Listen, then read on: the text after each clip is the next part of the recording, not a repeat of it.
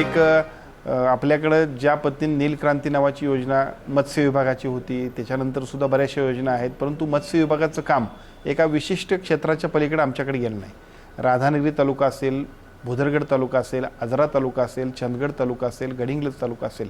या ठिकाणी गोड्या पाण्यातील मत्स्य व्यवसायाचा खूप चांगल्या पद्धतीचा संधी आहे. आणि या संधीला जर काय संधीचं सोनं करायचं असेल तर त्यासाठीचं नियोजन करण्यासाठी आज जिल्हाधिकारी कार्यालयामध्ये एक बैठक घेण्यात आली होती.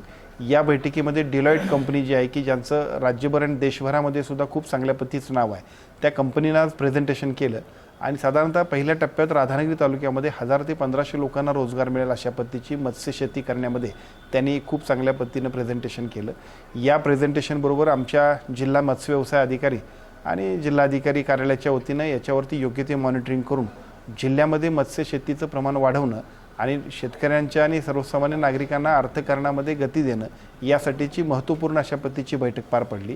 या बैठकीमध्ये गतिमान पद्धतीने या संपूर्ण प्रेझेंटेशनप्रमाणे